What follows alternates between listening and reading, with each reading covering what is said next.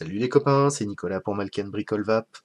Alors aujourd'hui une vidéo qui me tient particulièrement à cœur, c'est une vidéo de présentation du chipset Smart PWM V3 de chez Voltrove. C'est un petit peu mon chipset coup de cœur pour les box homemade. Franchement c'est un chipset qui a été très très bien pensé et qui fonctionne vraiment très bien. Pour que la vidéo soit digeste par le plus grand nombre, je l'ai organisée en 3 parties. Donc la première partie, je vais vous parler vite fait du chipset, des possibilités de câblage, de son fonctionnement, etc.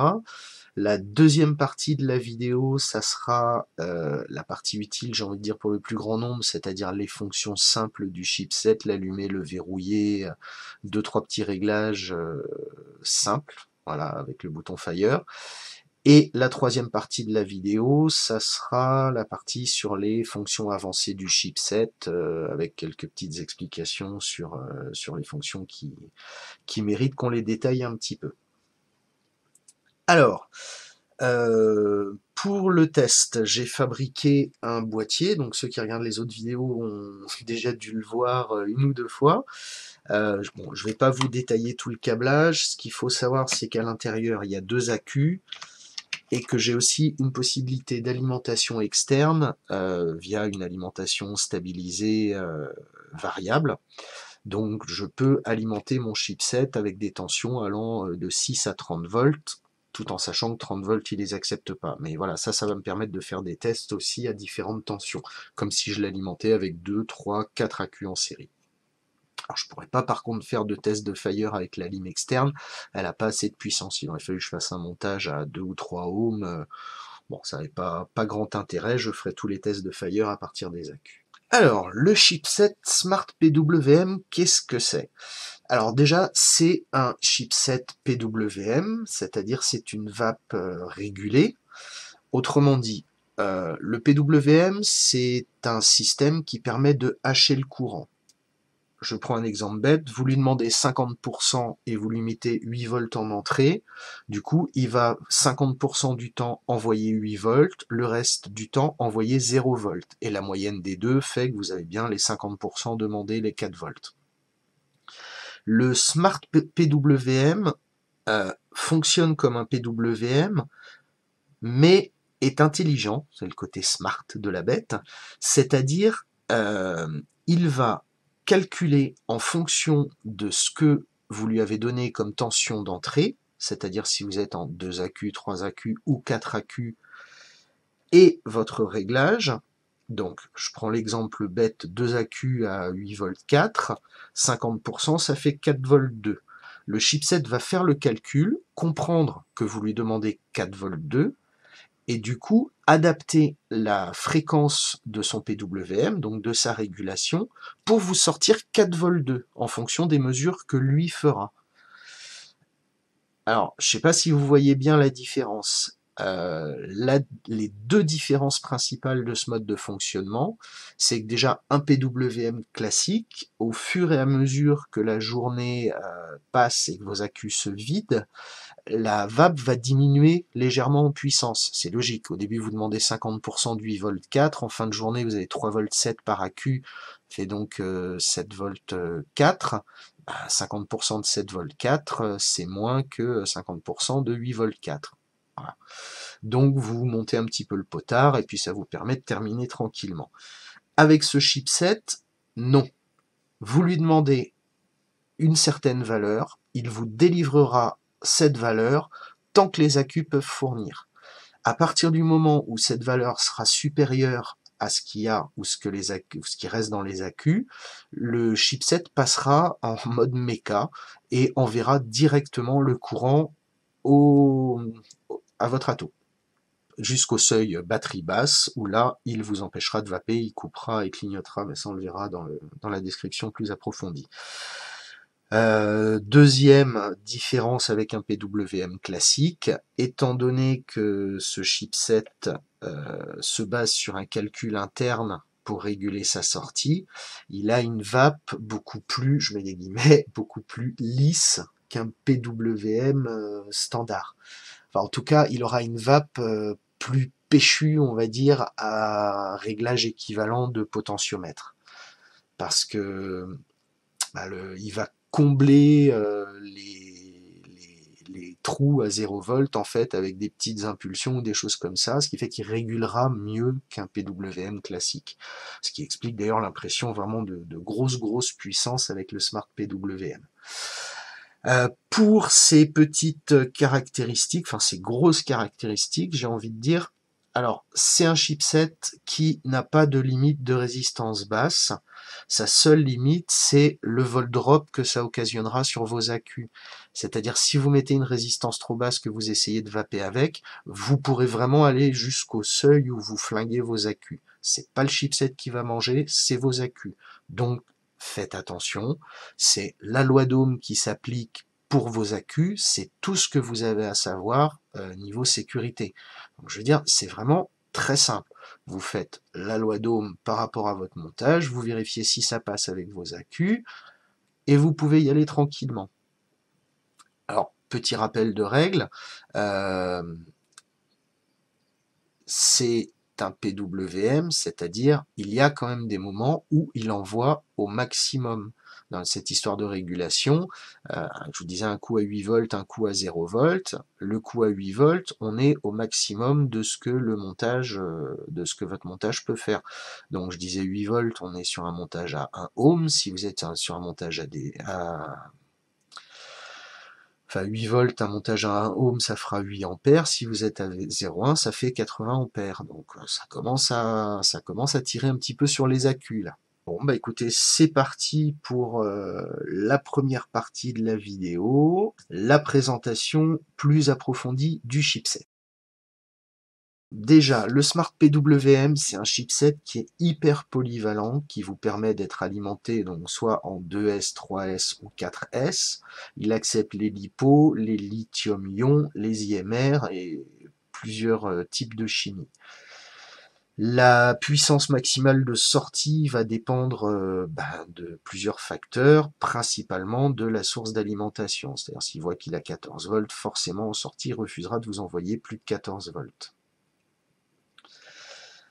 Au niveau de la board, les trous sur le chipset, les trous de puissance font 2,2 mm et les trous de commande font 1 mm. Alors, il y a une recommandation, c'est d'utiliser les fils les plus gros possibles. Bon, pour la puissance, évidemment, c'est pour éviter que ça chauffe. Pour la commande, il y a quelques fils aussi qui sont important. Si vous utilisez des fils trop fins, du coup, ils vont générer une certaine résistance sur votre montage qui va un petit peu perturber le fonctionnement du Smart. C'est pas méchant, c'est juste que ça va décaler les réglages ou la régulation sera un petit peu moins bonne. C'est pas dramatique, mais si vous rencontrez ce genre de problème, avant de mettre le chipset en cause, refaites vos soudures, passez sur des fils plus gros, en règle générale, ça solutionne le problème. D'ailleurs, j'ai ce problème dans mon boîtier avec le réglage par bouton. Vous verrez tout à l'heure, normalement l'incrémentation se fait de 0,1 en 0,1. Moi, c'est plutôt de 0,2 en 0,2, mais j'ai des fils fins et une grosse longueur de fil. En plus, ça passe par un switch. Enfin, voilà, j'ai tout pour perturber le chipset. Malgré ça, il fonctionne. C'est juste que moi, bah, ça régule de 0,2 en 0,2 quand j'utilise les boutons. Vous verrez ça tout à l'heure. Donc, je vous disais, au niveau des fils, 1 mm sur les trous de commande, 2 mm 2 sur les trous de puissance. Donc, vous pouvez mettre du 1,5 ou du 2 carré, pas en dessous de 1,5 pour la puissance. Et là, j'ai envie de dire de 0,20 à 1 carré pour la commande. Pareil, le V-in, alors Voltrov recommande de le prendre sur le plus du 510 de manière à ce que la mesure du plus, parce que ça sert d'alimentation et de mesure, de manière à ce que la mesure soit la plus fiable possible par rapport à votre atto. Moi j'en ai monté en prenant le plus sur la batterie, il n'y a franchement aucune différence, ça fonctionne très bien également. Maintenant, la recommandation est de le prendre sur le plus du 510. Alors, les différents types de montage. Bon, déjà, forcément, sur le chipset, vous avez besoin d'un bouton Fire, logique. Vous avez ensuite le choix entre une régulation par potentiomètre ou par bouton. Potentiomètre, absolument un potentiomètre de 10 kΩ. Voilà, donc il recommande un potentiomètre linéaire, de manière à avoir une courbe linéaire. Au niveau du bouton Fire, alors, petite particularité du chipset, il y a un mécanisme anti-rebond à l'intérieur. C'est-à-dire, si vous avez un switch qui est un petit peu capricieux et qui a tendance à faire des misfires, des faux contacts, la board va effacer tous les rebonds d'impulsion. Donc ils disent dans la notice, là je vous le traduis directement, hein, avec le mécanisme de rebond, ça permet aux modeurs de l'extrême d'utiliser des switch homemade exotiques. Voilà, donc vous pouvez utiliser un petit peu n'importe quel switch sur le Smart PWM, il acceptera les petits défauts du switch, donc c'est plutôt une bonne chose. Au niveau de l'affichage, vous avez deux types d'affichage possibles pour le Smart PWM. Donc soit un affichage à LED, moi j'ai utilisé un switch à LED, soit un affichage par le voltmètre. On verra après dans les fonctions comment passer de l'un à l'autre si vous en avez envie.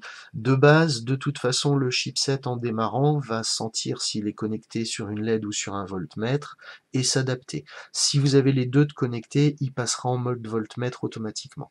C'est le voltmètre qui aura la priorité.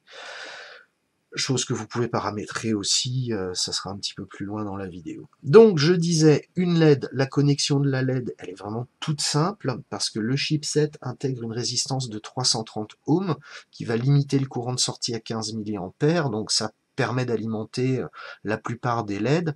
Si jamais vous trouvez que votre LED, malgré tout, est trop brillante, vous pouvez rajouter une résistance supplémentaire.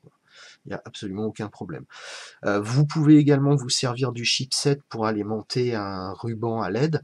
Alors par contre, forcément 15 mA, ça risque d'être un petit peu juste pour un ruban à LED. Du coup, Voltrove recommande d'utiliser un N-MOSFET pour alimenter le ruban à LED. C'est-à-dire vous utilisez la sortie là pour alimenter la gate, donc la porte gate de votre MOSFET, et ça enverra la puissance sur votre ruban à LED. Le voltmètre. Voltrove recommande des voltmètres à 3 fils avec une seule décimale. Après, comme je vous disais, les boutons incrémentent de 0,1 en 0,1 et c'est pareil au niveau du potentiomètre. Du coup, une décimale, ça suffit amplement. Bon, il y a tout un lot de recommandations sur les voltmètres, je vous laisserai lire ça. Dans les grandes lignes, comme je disais, voltmètre à 3 fils, et si possible des voltmètres avec des petits potentiomètres de réglage, ce qui fait que quand vous le recevez, vous prenez un multimètre assez précis, vous étalonnez votre voltmètre en fonction de votre multimètre. Vous pouvez également utiliser un voltmètre analogique à 2 fils, donc ça fonctionne. Là, vous avez le câblage. Là, ensuite, vous avez deux exemples de montage. Donc, je voyais une petite erreur de copier-coller. Il parle de Smart 2.2, mais c'est bien en photo un Smart V3, donc il n'y a absolument aucun problème. Hein, la doc est fiable. Là, c'est juste les Smart 2.2. Là, il y a juste une petite erreur de copier-coller, rien de méchant. Voilà, sur le chipset, à peu près tout ce que je pouvais vous dire.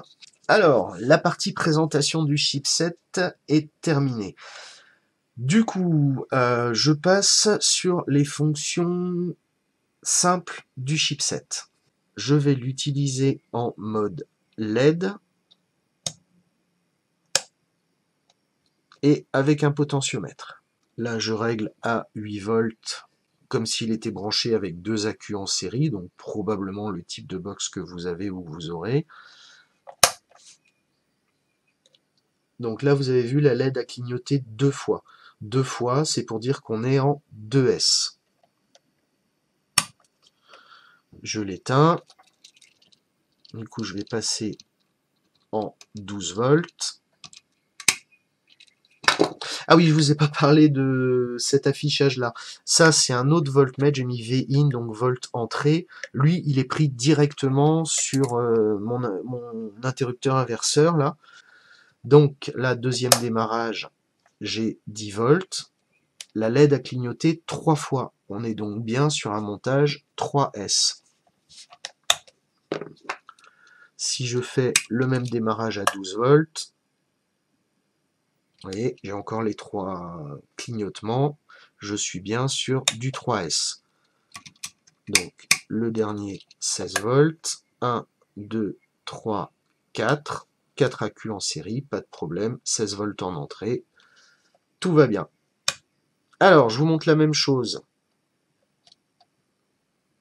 avec le voltmètre et j'enlève la LED. Donc, je repars de 8 volts.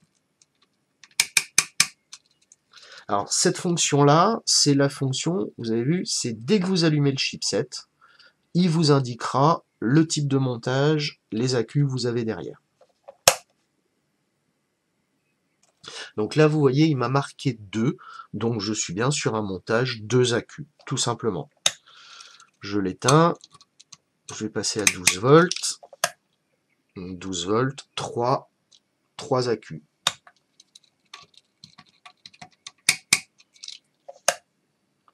4 accus, 16 volts, donc 4 x 4, 16. Alors vous voyez en voltmètre, une fois qu'il a affiché le nombre de batteries, il affiche la tension qui correspond au réglage demandé par le potentiomètre. Si je refais un démarrage avec le potentiomètre plus haut, donc j'ai bien mes 4 batteries, et ce coup-ci j'ai 14 volts. 14-15 volts, tout à l'heure j'étais à 12 volts.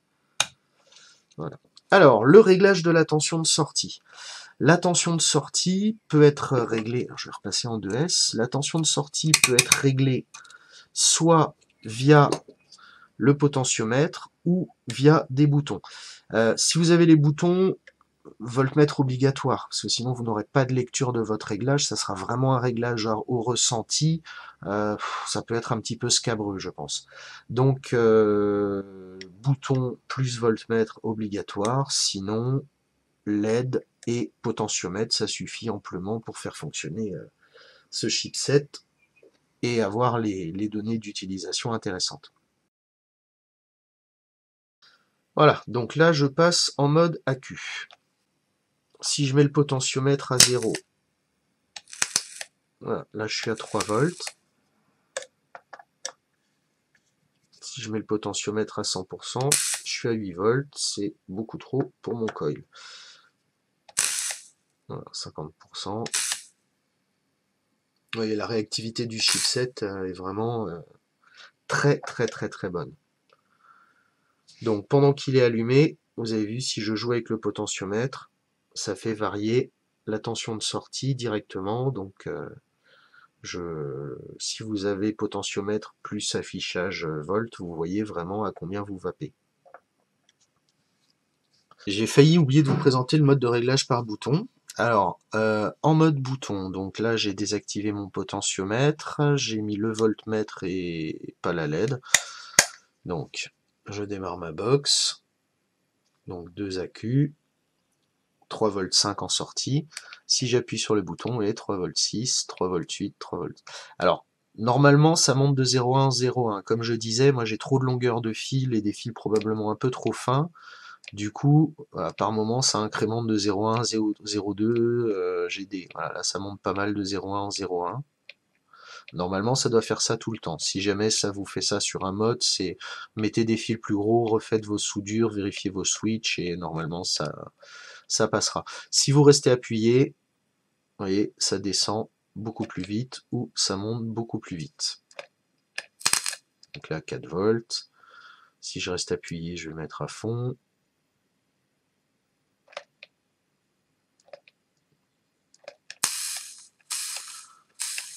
Voilà.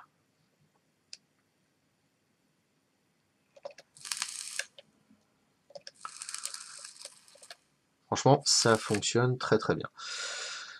Voilà, pour le mode bouton, hein, rien de compliqué, c'est juste comme je disais, affichage LED, affichage voltmètre obligatoire.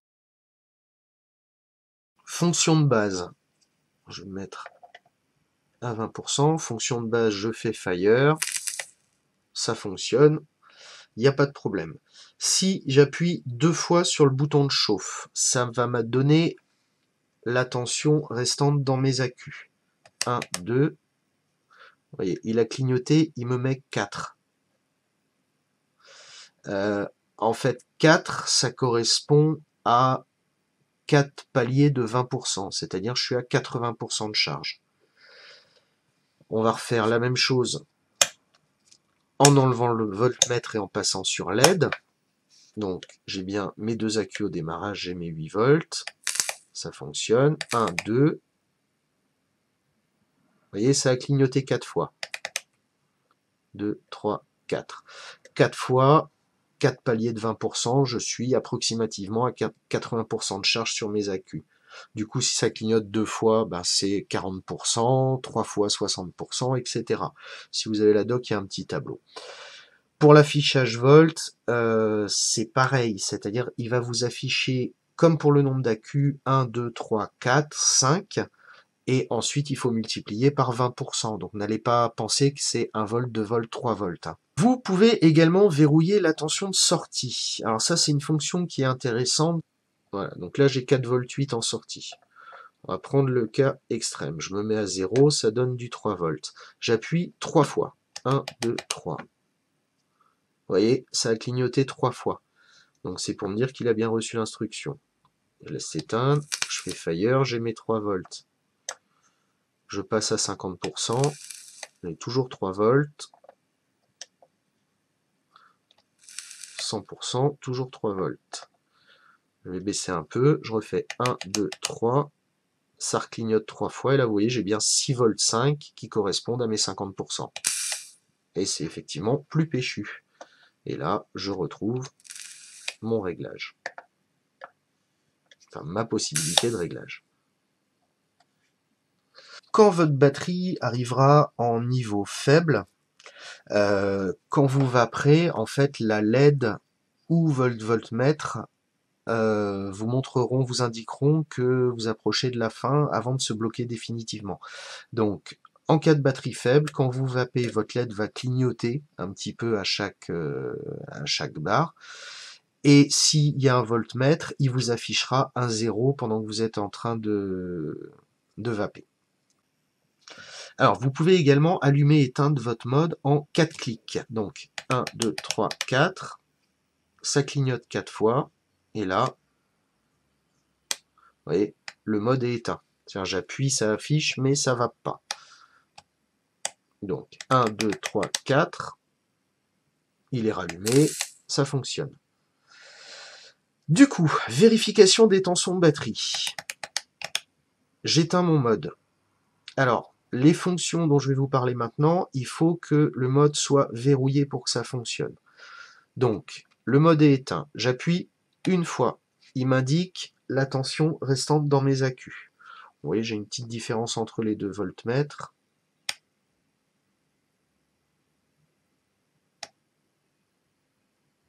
Ouais, et celui-ci, il y a 2 chiffres, celui-ci a un chiffre.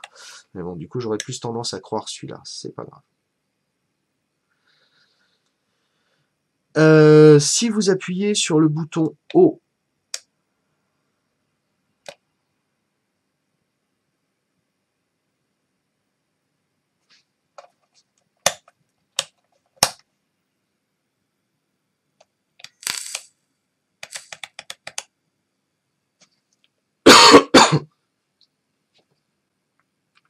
donc je viens de verrouiller mon mode. J'appuie une fois, ça va me donner la tension restante dans mes accus. Si j'utilise le bouton haut, ça va m'indiquer la chute de tension lorsque j'appuie sur le bouton Fire. C'est-à-dire là, avec ce réglage et cet atto, bah, j'ai 8 volts. Quand j'appuie sur Fire, en fait, j'ai 7 volts 9 qui arrive sur 8 volts 3, donc 7 volts 8, pardon, qui arrive sur mon atto. Et avec le bouton bas, bah, vous voyez, 7 volts 5, bon, et toujours pareil, il y a des imprécisions, hein. 7 volts 5, bah quoique, 7 volts 5, vous voyez, 0,5, 7 volts 5, 8 volts, ça correspond à ce que je veux. C'est la lecture des 8 volts 3, je pense, qui est un petit peu optimiste. donc 8 volts 3. Donc, sur un montage avec voltmètre, mode éteint, affichage de la tension des accus, affichage du volt drop, donc la chute due au courant qu'on tire quand on fait fire, et la tension restante en charge.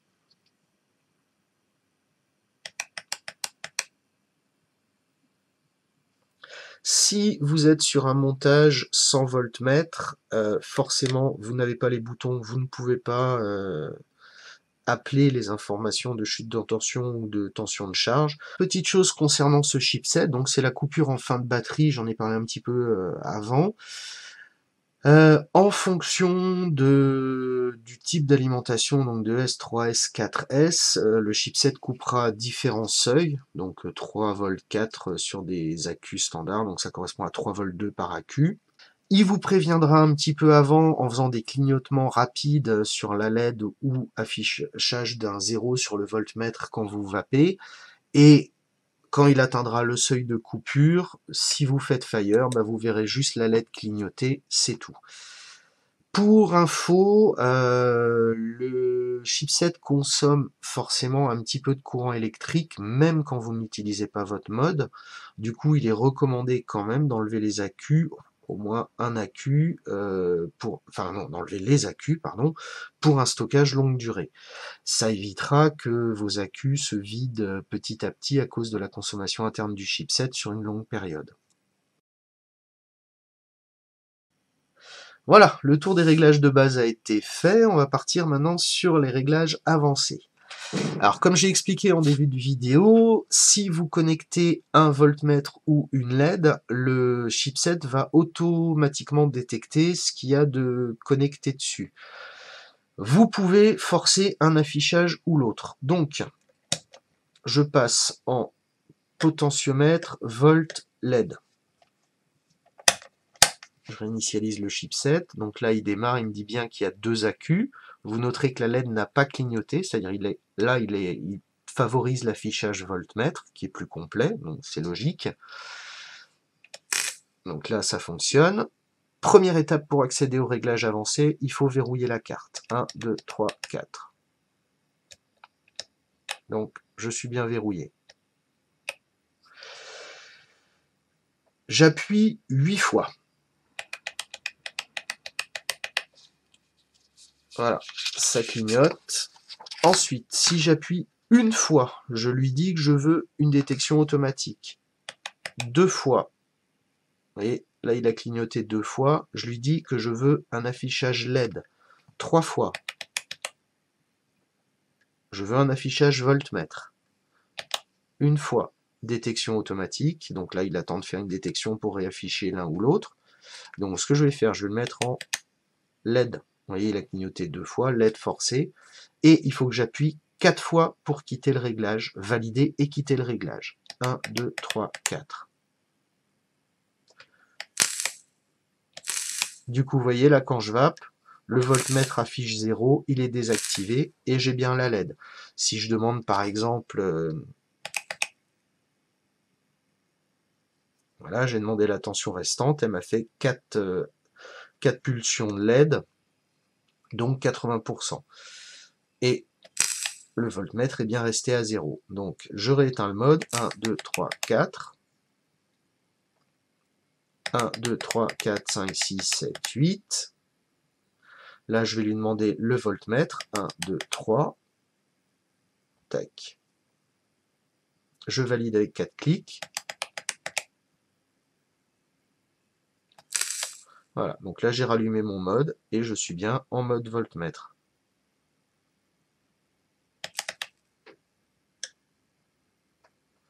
Vous voyez, c'est bien le voltmètre. Alors la LED reste alimentée, mais c'est pas elle qui vous donnera les indications. Comme au démarrage, vous voyez, elle est fixe. C'est juste une décoration du coup. C'est le voltmètre qui vous dit que vous êtes en 2S et que là actuellement vous avez un réglage de 5 volts 3. Alors, réglage configuration du potentiomètre et limitation du Vmax. L'utilité, forcément, le potentiomètre 10 kΩ, des caractéristiques légèrement différentes de l'un à l'autre.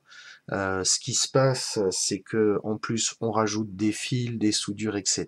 Ce qui fait qu'on rajoute de la résistance. L'idée de cet étalonnage, c'est de calibrer le potentiomètre et votre montage pour que la carte utilise vraiment la plage réelle correspondant au montage que vous avez fait. Donc là, je suis allumé. 1, 2, 3, 4. Je verrouille ma carte. Ensuite, je vais appuyer 10 fois pour rentrer dans le mode étalonnage configuration du potentiomètre. Et j'ai loupé mon coup. 1, 2, 3, 4, 5, 6, 7, 8, 9, 10. Voilà. Alors, le premier clic va donner le seuil du 0. Donc, je mets mon potentiomètre à 0. J'appuie une fois. Voilà, c'est réglé. 2 clics, c'est le 100%. Donc, je me mets à 100%. J'appuie 2 fois. Ensuite, 4 fois, ça valide et ça déverrouille ma carte. Donc là, je suis bien à 100%, 50%, 0%. Donc j'ai bien mes 3 volts 4, 6 volts, 8 volts, 9 volts. Vous pouvez également définir le Vmax de sortie. Alors vous pouvez le définir là, verrouiller un réglage avec 3 clics, mais vous pouvez aussi le définir directement dans le chipset. Alors je vous montre comment faire. On verrouille la carte. On passe en mode réglage potentiomètre. On règle son potard sur le réglage souhaité. Donc là, je vais me mettre à 50%. 3 clics, c'est validé. 4 clics, je déverrouille ma carte en validant et en enregistrant le réglage. Voilà. Donc là, du coup, j'ai 5 volts à 50%. Quand je vais au max, j'ai plus que 7 volts.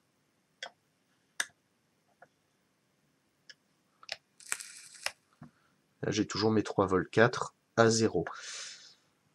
Alors, quelle est l'utilité de faire ça?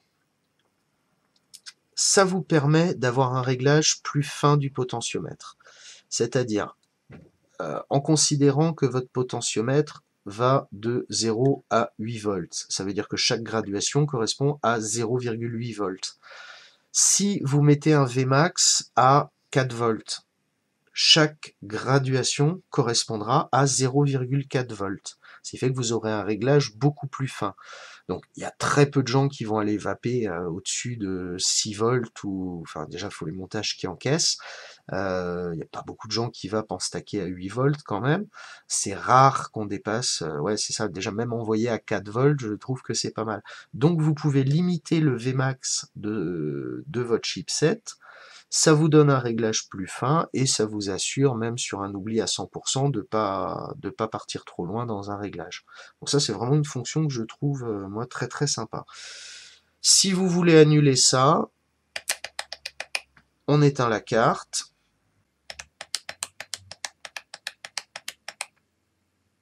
On passe en mode réglage. Et là, 1, 2, 3, et je reste appuyé sur le troisième. Ça clignote, j'ai annulé mon réglage de Vmax. Et du coup, je suis juste sur mon potentiomètre. Alors, je le recalibre. Hop, là vous voyez, je l'ai recalibré en 2 secondes, c'est vraiment super rapide.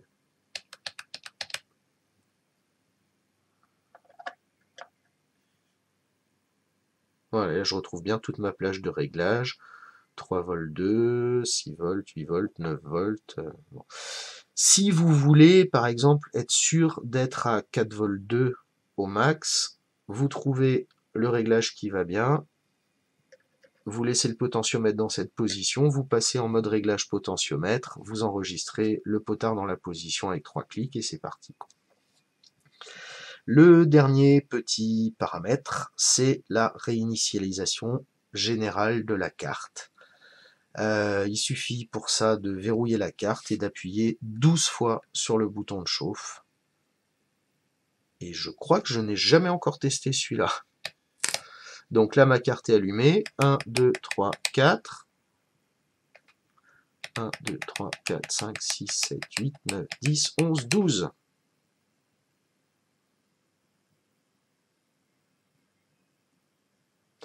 Et elle a redémarré. Donc on a eu le 2 pour indiquer qu'elle était en 2S et 4, 5 là qui doit correspondre à mon réglage. Voilà, voilà, je pense que j'ai fait le tour d'un petit peu toutes les fonctions dont je voulais vous parler sur ce chipset. Je pense que vous avez compris, de toute façon je le dis en début de vidéo, mais que c'est un chipset que j'affectionne particulièrement parce qu'il fonctionne vraiment très bien, il présente beaucoup de fonctions que je trouve vraiment très intéressantes. Une vape très agréable, puissante, hein, vous avez pu le constater, là c'est sur du tout petit dripper et ça envoie vraiment sévère et lisse, propre, régulier. Toutes les sécurités pour vos accus sur le vol drop et sur le niveau bas.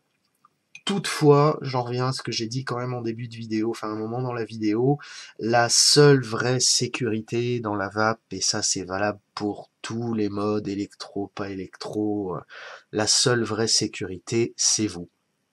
Il n'y a que vous qui êtes capable de savoir ce que vous faites et pourquoi vous le faites. Euh, voilà, je vais pas faire le moralisateur trop longtemps là-dessus, mais bon, c'est un petit peu pour ça que je fais les vidéos aussi. Le chipset Spark PWM donc est disponible chez Voltrove, sur Stealthvap, des fois. Et sinon, n'hésitez pas à passer sur les groupes Box Homemade ou autres pour poser la question, savoir s'il n'y a pas des gens qui en ont en stock. Souvent, c'est des batchs qui après sont redistribués, soit sur les gens qui sont inscrits, soit sur les shops, etc.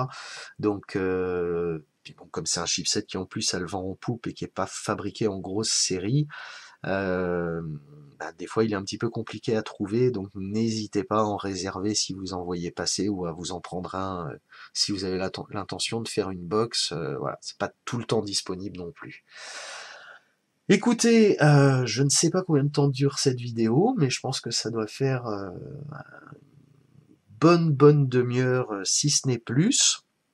Pour ceux qui ont eu le courage de regarder jusqu'au bout, écoutez, pouce bleu, ils sont pas bleus, mais double pouce pour la peine. Pour s'en lâcher un sur la vidéo, ça serait sympa. Pour tout le monde, merci d'avoir regardé cette vidéo, partiellement ou pas. J'espère sincèrement que ça vous sera utile, ou en tout cas que vous y découvrirez des choses relativement intéressantes. Quoi vous dire de plus? Merci, à bientôt pour d'autres vidéos, et puis ciao les bricolos, faites de belles box.